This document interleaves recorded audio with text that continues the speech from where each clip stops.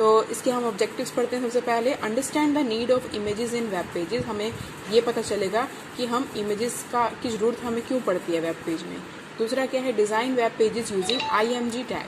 हम web page को design करेंगे इस टैग के साथ। ये टैग कौन सा होता है, इमेज के लिए। Appreciate the need of SRC, height, width, border, align, old attribute with the image tag. हम इमेज टैग के साथ इन सब का भी यूज़ करना सीखेंगे कि SRC क्या होता है, हाइट क्या होता है, विड्थ, बॉर्डर, अलाइन, ओल्ड, ये सब क्या होता है। तो वो हम इमेज के लिए सेट करते हैं। इमेज की हाइट, इमेज की विड्थ, इमेज पे कौन सा बॉर्डर लगाना है, इमेज को लेफ्ट में रखना है, राइट में या सेंटर में, वो होता है हमारा अलाइन। ठीक है, तो वो सब हम इसमें सीखेंगे। Realise the importance of linking in HTML। HTML में लिंकिंग कैसे होती है, यानी कि एक लिंक को दूसरे लिंक के साथ कैसे कनेक्ट करते हैं हम, तो वो हम इसमें सीखेंगे। Understand different types of linking. हम लिंकिंग के डिफरेंट टाइप्स अंडरस्टैंड करेंगे। And learn to create hyperlinks using A tag. A tag की हेल्प से हम हाइपरलिंक्स को क्रिएट करेंगे। ओके, देन है appreciate the concept of inserting audio and video files in web pages. हम audio और video files को इंसर्ट करने का कंसेप्ट जो होता है वो हम सीखेंगे।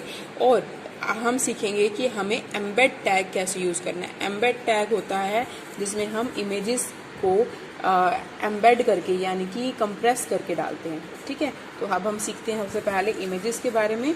तो हम एक स्टोरी से सीखते हैं, एक एक्टिविटी से सीखेंगे। तो एक्टिविटी नंबर 1 जिसमें आपका है कि आपको 5 ग्रुप बनाने हैं और उसमें each group will give a suitable title. हर एक ग्रुप आपको एक टाइटल प्रोवाइड कर रहा है विद द पिक्चर।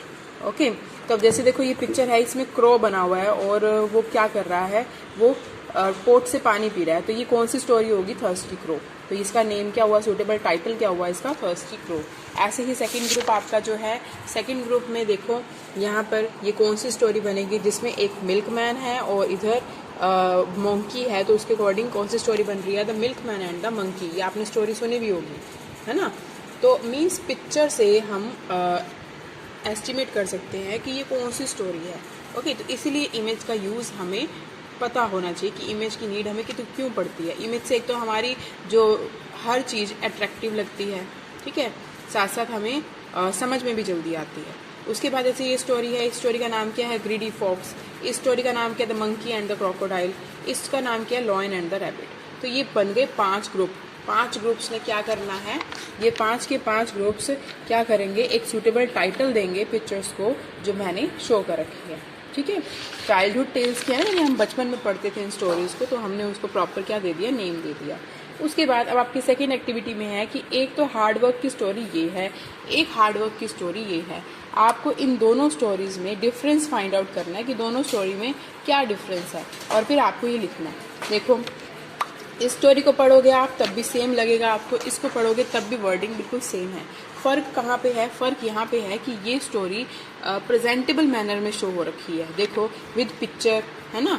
और यही स्टोरी अगर इसमें देखें तो ये क्या है, एक पैराग्राफ में शो हो रखी है, एक प्रॉपर स्टैंजा बना हुआ है, इसमें कोई पिक्चर नहीं है, कोई अलग से स्टैंजाज नहीं दे रखे। तो इसीलिए इन दोनों में डिफरेंस क्या है, इसमें आपको लिखना है spot the difference between the 2 story. तो सबसे पहले लिखोगे in this presentation first story is in one stanza. जो पहली स्टोरी है वो एक 1 स्टैंजा में है, और जो सेकंड स्टोरी है is presentable with pictures and paragraphs. जो सेकंड स्टोरी है वो पिक्चर्स और पैराग्राफ्स में प्रेजेंटेबल मैनर में है। ठीक है, तो आगे पूछना है which presentation is better and why. कौन सी प्रेजेंटेशन आपको बेटर लग रही है, बेटर कौन सी लग रही है आपको, अट्रैक्टिव कौन सी लग रही है, दोनों में अट्रैक्टिव पिक्चर वाली लग रही है, यानी कि सेकंड स्टोरी। तो आप लिखोगे सेकंड प्रेजेंटेशन या second story is better because of its presentable manner. Okay, उसके बाद in case of activity 1 by looking at the images we could easily understand the story behind it, है ना। अगर हम एक्टिविटी 1 को देखें तो हमें एक्टिविटी 2 ज़्यादा इंटरेस्टिंग लग रही है और हम उसको देखते ही समझ रहे हैं कि यहाँ पे क्या होगा, है ना, पर इसमें हमें समझ नहीं आ रही। तो इसका मेन पर्पस क्या है, ये मेन पर्पस इसका ये है आपको ये समझाना कि जो चीज़ें हम पिक्चर की हेल्प से बनाते हैं वो हमें ज़्यादा अट्रैक्टिव भी लगती है और हमारे लिए अंडरस्टैंडेबल भी होती है ना। तो अब हम नेक्स्ट पेज करते हैं। नेक्स्ट पेज में आपका है बेटा एन इमेज टैग के बारे में। ठीक है, इमेज टैग में क्या है कि आप इमेज टैग को कैसे लगाते हो और उसका यूज़ क्या होता है। अब मैंने आपको दो तरह के टैग बताए थे, एक एम्प्टी टैग और कंटेनर टैग। कंटेनर टैग कौन से होते हैं? जिनको क्लोज करना पड़ता है। एम्प्टी टैग जिनको क्लोज नहीं करना पड़ता। तो जो आपका इमेज टैग है ना, ये आपका एम्प्टी टैग ही है, इसको क्लोज नहीं करना पड़ता, तो आपके लिए ईजी हो गया है ना। तो इन HTML images are inserted using image tag. The image tag is an empty tag. Okay, it has no content, therefore does not need a close tag. हाँ जी बेटा, अब हम इमेज टैग कर रहे थे। इमेज टैग का मतलब क्या है कि एम्प्टी टैग, जिसको क्लोज करने की नीड नहीं होती क्योंकि इसके अंदर कोई कंटेंट ही नहीं होता। ठीक है, तो आगे क्या है, when any web page is created it is saved as a file in HTML। जब भी हम कोई वेब पेज क्रिएट करते हैं वो HTML की फाइल बन के ही सेव होती है ना। Any image which is inserted in a web page is also saved as a separate file. जो भी इमेज आपकी वेब पेज में इंसर्ट होती है वो भी एक सेपरेट फाइल बन के सेव होती है। Okay, the website which is made up of several pages is uploaded on the web server. Website जो होती है, जो डिफरेंट वेब पेजेस से क्रिएट होती है। वेबसाइट का मतलब क्या है? Collection of different web pages. बहुत सारे वेब पेजेस को बना के एक वेबसाइट बनती है, तो वो कहाँ पे अपलोड होती है? वेब सर्वर पे। ओके, तो उसके बाद the images of the web page are uploaded in a separate file. तो जो वेब पेज की इमेजेस होती हैं वो एक सेपरेट फाइल में अपलोड होती है। Okay, this is loaded into the space created by the image element. वो आपकी लोड होती है स्पेस में जो इमेज एलिमेंट से क्रिएट होता है। ओके, तो इसमें 3 तरह की आपकी इमेज फाइल होती है। वैसे ही आपको पता है कि आप जो भी इमेज फाइल होती है वो 3 एक्सटेंशन से सेव होती है।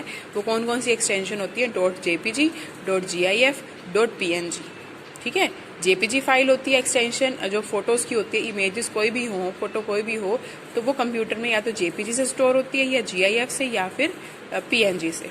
ओके, उसके बाद आपकी एक्टिविटी नेक्स्ट है, find out the various extensions used to save images as image files and the difference between them और the unique features of these file. आपको क्या करना है? आपको फाइंड आउट करना है इनकी एक्सटेंशंस जो आप सेव करते हो इमेजेस को इमेज फाइल में, और आपको डिफरेंस बताना है इनके बीच में। जैसे JPG फाइल होती है, GIF होती है, PNG होती है, इनमें फ़र्क क्या होता है ये आपको बताना है। अब इसमें क्या फ़र्क होगा? जैसे आपने यहाँ फाइल एक्सटेंशन लिखी .jpg का फीचर आपका ये होता है कि उसकी फाइल का साइज़ कितना होता है, उसकी कलर क्वालिटी क्या होती है। तो सबसे कम जो कलर क्वालिटी होती है वो आपकी होती है .png की। ठीक है, किसकी होती है? .png की, क्योंकि PNG की फाइल आपकी पेंट की होती है। तो इसमें कलर क्वालिटी आप लिख दो poor colour quality.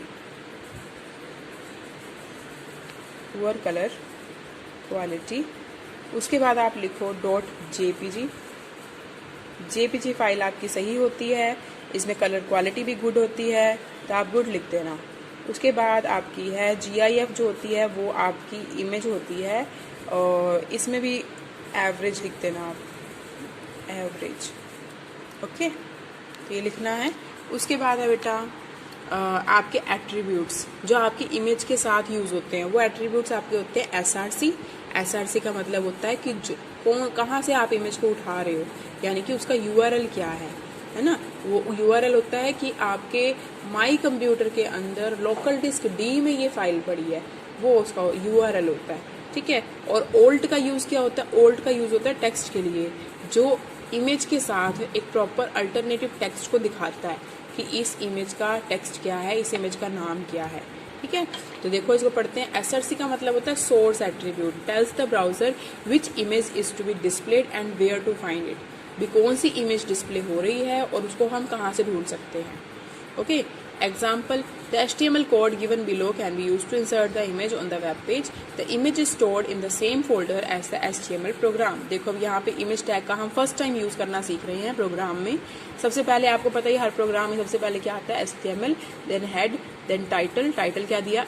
Learning to insert images। उसके बाद head को क्लोज कर दिया, फिर हमने क्या यूज़ किया? बॉडी टैग, क्योंकि हर एक टैग किसके बीच में आता है? बॉडी टैग के। तो बॉडी टैग लिया, फिर हमने लगाया इमेज के साथ क्या लगेगा? SRC मतलब सोर्स। ओके, यही लगना है इमेज के साथ SRC, फिर इक्वल, फिर इन्वर्टेड कोमा। तो आपकी जो फाइल होगी, जैसे मान लो वो आपके नेम से सेव है, या फाइल का जो भी नाम होएगा, इमेज का जो भी नाम होएगा वो आपने लिखना है विद एक्सटेंशन। कि अगर उसकी एक्सटेंशन .jpg है तो .jpg लिखोगे, GIF तो GIF लिखोगे, PNG है तो PNG लिखोगे, ठीक है। फिर इन्वर्टेड कोमा क्लोज करोगे, फिर एंगल ब्रैकेट क्लोज करोगे और फिर यहाँ से बॉडी टैग क्लोज कर दोगे, फिर HTML क्लोज कर दोगे। तो आप जब उसको रन करोगे तो रन करने के बाद आपको वही इमेज वेब पेज पे शो हो जाएगी, ठीक है। ऐसे ही नेक्स्ट एग्जाम्पल में भी यही है, इमेज SRC। अब आपकी ये पूरा सोर्स ले लिया कि वो लोकल डिस्क C में यूज़र्स वाले उसमें डॉक्यूमेंट्स के अंदर जाके इमेजेस के नाम से है और फाइल का नाम क्या है C.jpg। ये प्रॉपर उसका पाथ ले लिया पूरा और यहाँ पे सिर्फ फाइल का नाम लिया, ठीक है। क्लियर बेटा। ऐसे ही नेक्स्ट आपका प्रोग्राम है जिसमें आपको नेक्स्ट इमेज लिया है, देखिए HTML हेड टाइटल। अब इसमें ओल्ड एट्रीब्यूट का यूज़ किया है। तो ओल्ड एट्रीब्यूट का मतलब क्या होता है, अल्टरनेटिव टेक्स्ट, ओके। इसका मतलब होता है कि image can not be displayed then the text between the double quotes becomes visible. जब तक आप जो टेक्स्ट है वो डबल कोट्स में नहीं लिखते हो तो वो आपकी इमेज विजिबल नहीं होती, ओके। तो HTML हेड टाइटल आएगा, हेड टैग क्लोज होएगा, बॉडी टैग की तरफ समझ आई गया बेटा। मेन आपका ये है इमेज SRC और यहाँ पे आपने पिक्चर का नेम लिखा minister.jpg, तो वो किस में लिख रहे हो आप, इन्वर्टेड कोमा में। तो साथ में आपने लिखा ओल्ड कांट फाइंड इमेज। अगर आपको ये वाली फाइल नहीं मिलती तो आपको साथ के साथ वो मैसेज शो कर देगा कि कांट फाइंड इमेज, आपको इमेज फाइल नहीं मिली, ठीक है। अगर वो आपको नहीं मिलती तो जैसे कंडीशन होती है, अगर फाइल नहीं मिली तो आपको मैसेज शो कर देगा। तो मैसेज के लिए क्या यूज होता है, ओल्ड, ठीक है। ऐसे ही सेम नेक्स्ट में भी यही होगा। अब आपको ये बताना है कि इन दोनों में डिफरेंस क्या है। यहाँ तो लिखा है कांट फाइंड इमेज फाइल और यहाँ लिखा है मिनिस्टर नहीं है, यहाँ पे क्या है MIN, यानी कि जो इमेज का नेम है वो गलत है यहाँ पे, है ना। यहाँ पे क्या लिखा है MINSTER और इसमें क्या लिखा है MINSTE, है ना, R नहीं लिखा। और ओल्ट करके यहाँ लिखा था हमने alt equal can't find image file, और यहाँ भी वही सेम है कांट फाइंड इमेज फाइल। बस कहाँ फ़र्क है, फ़र्क कहाँ पे है, वहाँ पे है MINSTER और यहाँ पे है MINSTE, ओके। बाकी भी देख लो कि आपका HTML टैग सेम है, हेड टैग ठीक है, टाइटल टैग ठीक है और हेड टैग ठीक है, बॉडी टैग ठीक है, बॉडी टैग क्लोज भी हो रखा है और HTML टैग भी क्लोज हो रखा है। तो कहाँ फ़र्क आ रहा है, सिर्फ इमेज के नेम में, है ना, इमेज के नेम में फ़र्क आ रहा है ना। फर्स्ट वाले प्रोग्राम में, इन फर्स्ट प्रोग्राम आपने यही लिखना है, फर्स्ट प्रोग्राम में इमेज का नाम क्या है minister.jpg और सेकंड प्रोग्राम में जो इमेज का नाम है वो क्या है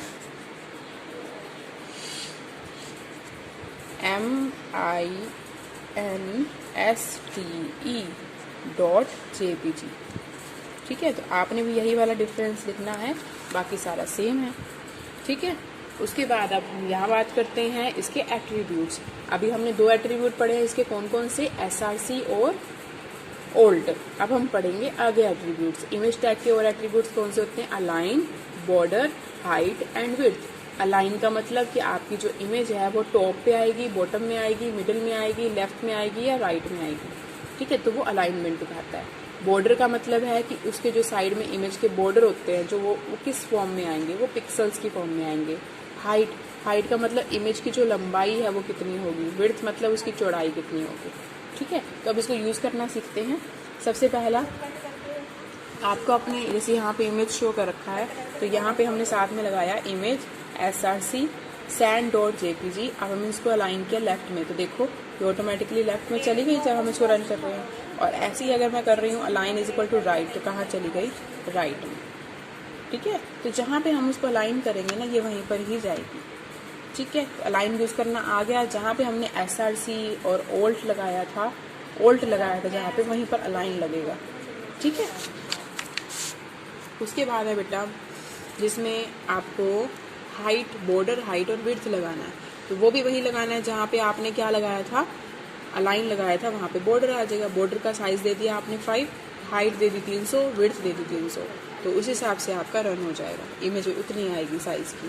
फिर उसके बाद आपकी एक्टिविटी है observe and make a list of the following icons in the menu option of your smartphone. आपको स्मार्टफोन में बताने हैं कि आपके आइकन्स कौन कौन से हैं, फ़ोन यूज़ करते ही हो आप, तो उसमें कौन कौन से आइकन्स होते हैं, मीन्स वो कौन कौन सी ऐप्स होती हैं वो आपको यहाँ पे लिखनी है।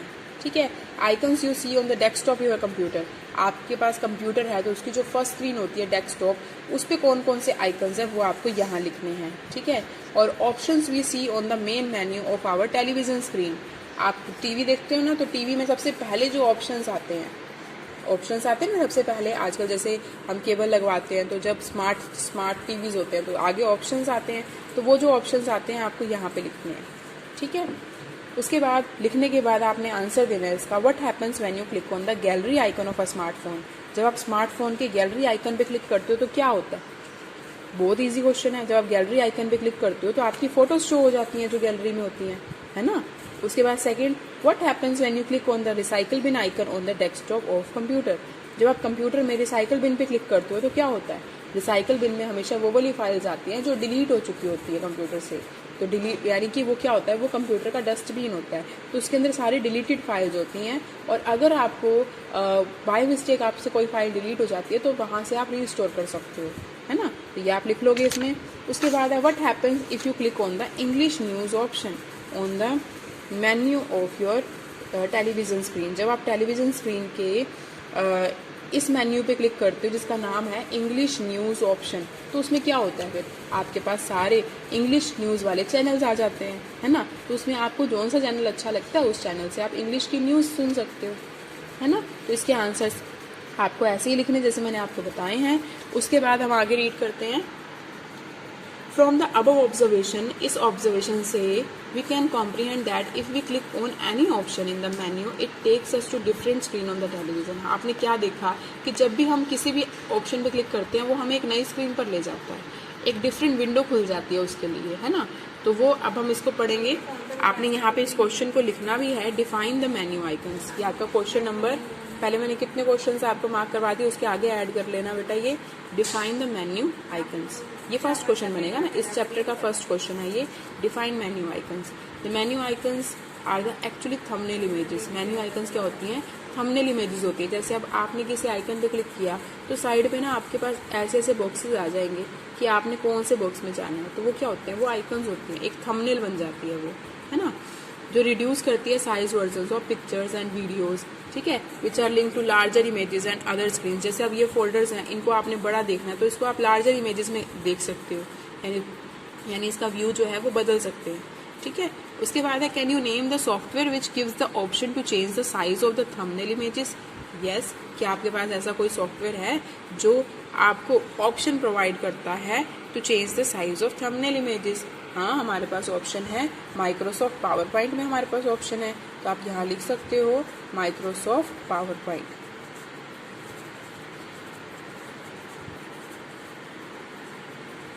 ठीक है, और उसके बाद these text and pictures which act as a link from one screen to another is called hyper links. तो यहाँ पे आपका क्वेश्चन नंबर 2 बन गया, what are hyper links. What are hyper links, hyper links क्या होते हैं? ओके, तो इसका आंसर क्या होगा? The text and pictures, these नहीं आएगा, दो हो जाएगा ये।